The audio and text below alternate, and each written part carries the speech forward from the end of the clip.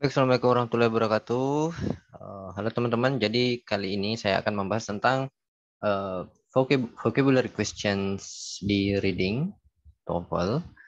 Oke, baik. Nah, untuk menjawab pertanyaan uh, vocabulary ya, jadi pertanyaan yang menanyakan makna dari suatu kosakata di dalam bacaan itu akan lebih baik jika kita memang tahu maknanya atau kita familiar dengan kata tersebut. Namun tidak tidak berarti bahwa kita harus tahu semua kata tersebut karena pada faktanya banyak sekali kosakata di dalam bahasa Inggris yang kita pun tidak familiar ya atau baru kita temukan. Nah, itu kita tidak tahu maknanya. Oke, dan jadi kesimpulannya bahwa kita tidak harus selalu tahu makna kata tersebut untuk bisa menjawab soal itu. Nah, jadi karena di dalam bacaan itu memang sudah ada clue-nya, ada petunjuknya. Oke, jadi biasanya di bacaan itu ada petunjuk atau penjelasan dari kata yang ditanyakan tersebut. Oke. Nah, jadi di sini kita akan membahas bagaimana cara menjawab vocabulary questions ya. Yang pertama itu menemukan penjelasan dari kata tersebut dari structural clues ya. Jadi dari petunjuk yang ada di dalam bacaan gitu ya. Oke. Nah, kemudian yang kedua itu menentukan makna kata itu dari word parts atau bagian dari kata yang ditanyakan ya. Jadi ada bagian-bagian kata uh, yang ditanyakan itu yang mengandung makna. Oke, yang mengandung makna dari kata tersebut. Nah, kemudian using context clues ya. Jadi menggunakan konteks ya. Jadi ada kata yang untuk mengetahuinya itu harus dibaca konteksnya, konteks penggunaannya itu seperti apa. Oke, karena ada banyak kata di dalam bahasa Inggris itu yang memiliki makna yang berbeda tergantung penggunaannya di dalam konteks apa ya. Nah, kita yang ke pertama dulu, yaitu finding definitions from structural clues. Oke, nah di sini kita langsung ke contoh soal. Di contoh soal yang pertama ini, pertanyaannya adalah, in behaviorisms in line 2, psychologist is concerned with. Jadi yang dimaksud behaviorism di line 2 ini apa? Apakah dia yang A, conscious thought pattern, atau yang B, unconscious, atau yang C, observable action, atau yang D, unobservable actions. Nah, di sini kita cari dulu kata kuncinya atau kata yang ditanyakan. Itu adalah behaviorism. Oke, behaviorism inline 2. Nah, di sini ada ya behaviorism. Oke. Nah, di sini ada penggunaan garis datar dash ya. Garis datar. Nah, penggunaan garis datar ini menunjukkan bahwa uh, ini digunakan untuk memberikan penjelasan tambahan. Jadi dash ini biasanya digunakan untuk memberikan penjelasan tambahan. Nah, berarti kalau di sini dia menggunakan dash, berarti setelah behaviorism ini ada penjelasan tambahan tentang behaviorism itu. Nah, di situ kita bisa melihat makna dari behaviorism yang dimaksud. Nah, selanjutnya kita lihat, berarti ini penjelasan tambahannya adalah bisa dibaca dari sini ya, kalimat setelahnya ya, sampai sini. Nah, berarti yang dimaksud behaviorism itu adalah the belief that the role of the psychologist is to study behavior which is observable. Ya, jadi itu ada which is observable. Rather than ketimbang conscious or unconscious thoughts which is not. Oke, berarti uh, yang dimaksud behaviorism di sini itu kalau di pilihan jawaban itu berarti jawabannya adalah yang C ya, yang C ya, observable action. Karena di situ dikatakan juga uh, rather than conscious or unconscious thought which is not ya. Jadi bukan conscious maupun unconscious thought, tapi dia observable. Oke. Nah, jadi seperti itu. Jadi ada petunjuknya biasanya di dalam bacaan yang ditandai dengan penggunaan tanda baca atau ada penjelasan tambahan, gitu ya. Nah, jadi untuk vocabulary question yang pertama ini itu bisa diidentifikasi dari jenis pertanyaannya ya. What is the meaning, apa makna dari X ini, gitu ya. Oke. Atau the word bla bla bla in line bla bla bla is closest in meaning to, gitu ya. Bla bla bla gitu. Oke. Oke, atau the word X in line Y could be best replaced by ini, gitu ya. Oke, jadi itu semua vocabulary question, jenis pertanyaannya. Kemudian untuk petunjuknya itu bisa dari punctuation atau penanda baca, itu ada koma, jadi koma, kemudian ada parenthesis ya, tanda kurung, atau dashes yang tadi garis datar. Nah, koma, parenthesis, dan dashes ini menunjukkan keterangan tambahan ya. Jadi penggunaannya itu digunakan untuk memberikan keterangan tambahan. Nah, kemudian juga bisa restatement. Jadi petunjuknya itu juga bisa restatement ya, atau biasanya ditandai dengan penggunaan or, gitu ya. Or, kemudian ada penjelasan tambahannya. Atau that is, atau in other words ya, dengan kata lain, IE, gitu ya. Yaitu, jadi ada penjelasan tambahan setelah kata ini, in other words, gitu. Kemudian ada juga examples, examples yang ditandai dengan penggunaan such as, gitu ya, for example, atau EG ya, exempligraphy ya. Oke, itu semua menunjukkan contoh. Nah, oke, untuk caranya, untuk reading tadi ya tetap sama, yaitu ya temukan kata yang ditanyakan ya, atau kata kuncinya, temukan kata yang ditanyakan di paragraf keberapa, line keberapa, gitu ya. Oke, kemudian coba temukan clue-nya atau petunjuknya, apakah dia punctuation, penanda baca, atau restatement, atau example. Nah, kemudian paham itu. Oke. Contoh ya, contoh di soal exercise 8. Nah, di sini, according to line 1 of the passage, what is a teddy bear? Oke, menurut ini bacaan di line pertama itu, yang dimaksud teddy bear itu apa? Apakah dia a precious animal ya, so ekor binatang gitu ya, atau the president of the United States, ataukah a famous hunter, atau a plaything ya, mainan gitu. Nah, di sini dikatakan di line 1, the teddy bear is a child's toy. Kemudian koma, kemudian ada penjelasan tambahannya lagi. A nice soft stuffed animal suitable for cuddling. Ya, jadi a nice soft stuffed animal. Oke, jadi sebuah apa ya? Sebuah boneka binatang gitu ya, yang lembut, kayak stuffed animal ya. Jadi dia berupa benda gitu. Suitable yang cocok untuk di apa ya, cuddling, dipeluk gitu. Oke. Nah, maka di sini jawabannya itu berarti yang delta, a plaything. Ya, a plaything. Oke. Nah, untuk nomor 2 misalnya, jadi yang ditanyakan adalah look at the word past times in paragraph 2. Berarti yang ditanyakan adalah ini, kata past times di paragraf kedua. This word could best be replaced by yang apakah yang A, past occurrences, atau yang B, previous jobs, yang C, hunting trips, atau leisure activities ya. Leisure activities. Oke, jadi aktivitas senggang gitu ya, yang dilakukan pada waktu senggang gitu. Hobi-hobi gitu ya. Past occurrence, previous jobs, pekerjaan sebelumnya, hunting trips ya, perjalanan berburu. Oke. Nah, jadi kita lihat tuh past times di paragraf kedua. Maksudnya apa? Oke. Nah, di sini ada ya.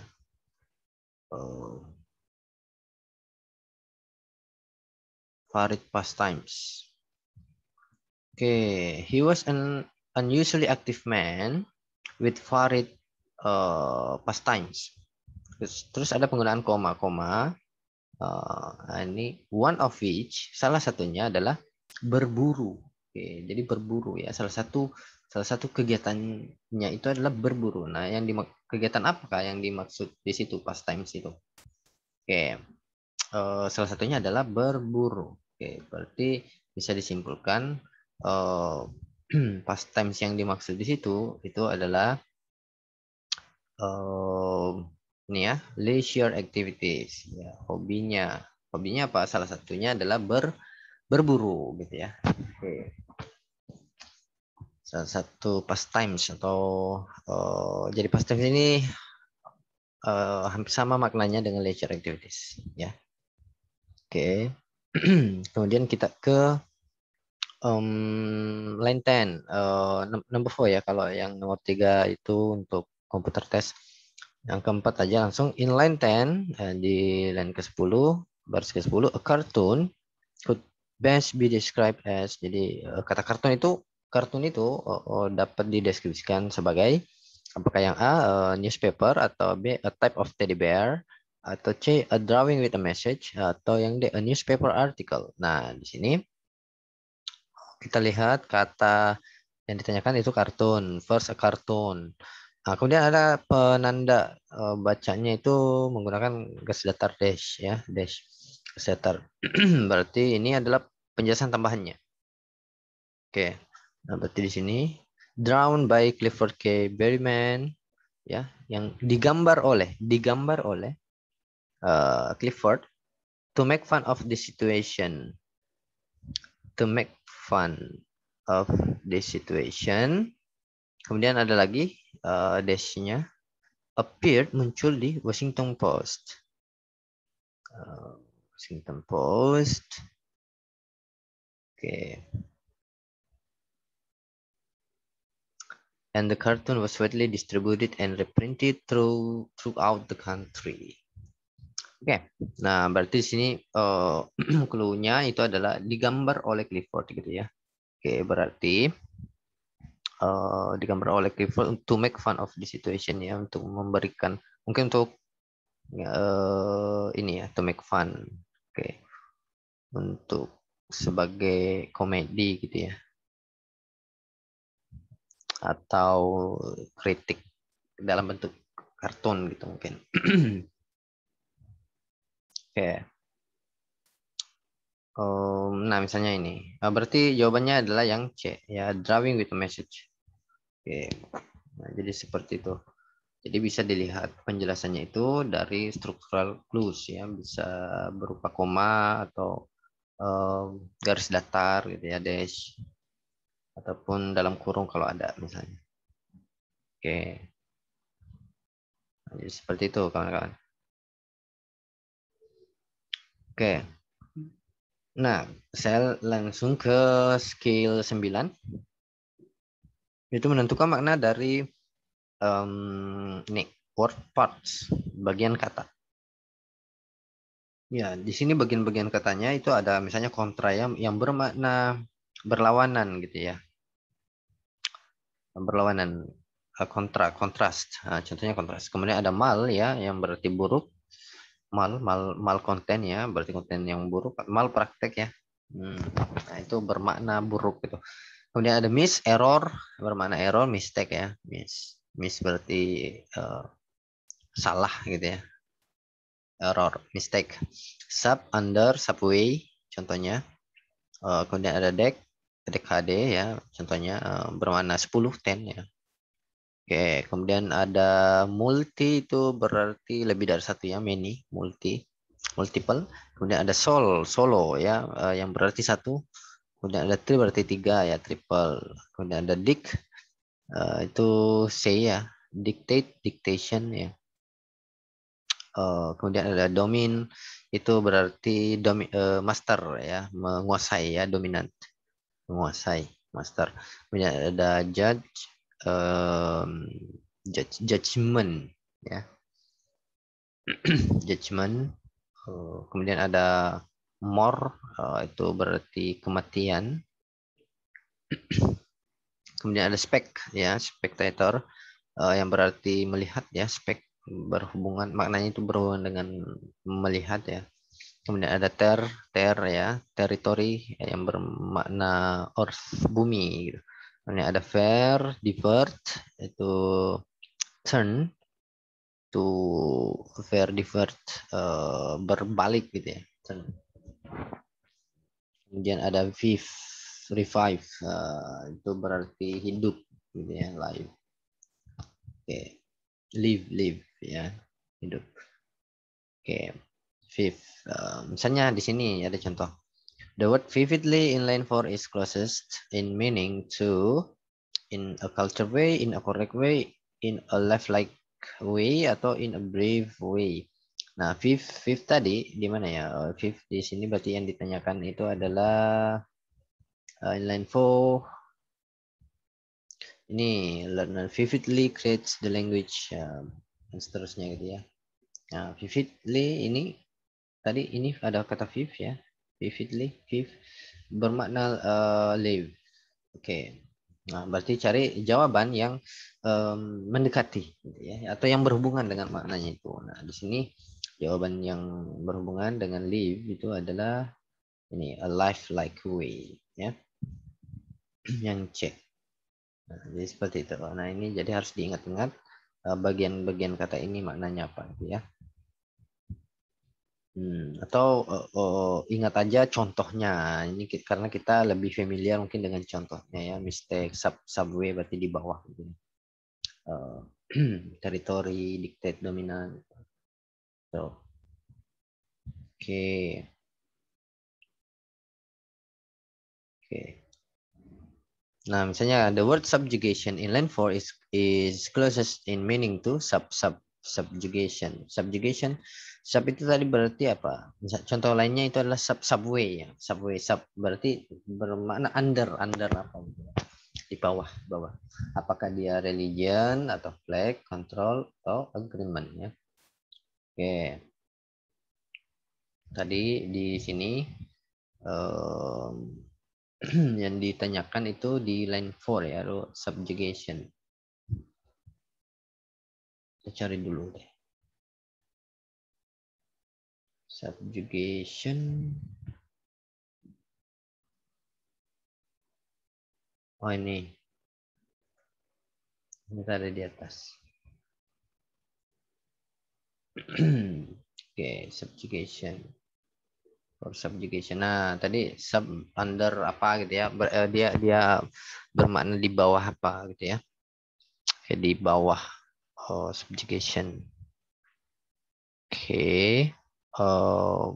Nah, di sini yang paling mendekati itu adalah control ya. Control. Itu control. Di bawah kontrol gitu ya. Oke. Nah, decades, nah, dek tadi itu artinya apa decade? 10 ya, 10. Nah, berarti jawabannya dekade. 10 tahun. Nah, ini 10 year periods gitu. Kemudian ada apa lagi? Ya, ini nomor 3 ya, ada terrain, teritori bermakna bumi tadi ya. Lokasi bumi. Terrain is closest meaning to mana tuh yang lebih dekat dengan makna ter gitu. Berarti ini ya, land, bumi gitu ya. Oke, land. Spectacular. Look at the word spectacular. Spek tadi artinya apa? Spectator. Itu melihat ya. Menyaksikan. Spectator. Spectacular. Oke, berarti cari makna kata yang bermakna atau mendekati makna spek tadi ya, melihat. Oke, berarti apa nih? A B C D. Nah, berarti jawaban yang tepat itu adalah ini ya, B, visually exciting ya. Jadi secara visual ya. Oke, secara visual itu menarik, exciting, spektakuler ya, luar biasa. Oke, secara visual. Nah, jadi seperti itu. Oke, Oke, jadi bisa kalau ini bisa kalau kita tahu makna bagian katanya itu tanpa melihat pilihan jawaban tanpa melihat bacaan pun itu bisa ditentukan jawabannya. Oke. Nah, selanjutnya kita lanjut di eh, skill selanjutnya ya. Itu menentukan makna kata dari konteks ya. Kalau yang tadi itu menentukan dari structural clues ya, yang pertama skill 8 tadi structural clues. Kemudian yang kedua tadi menentukan dari bagian katanya. Nah, selanjutnya kita akan lanjutkan menentukan dari konteks ya.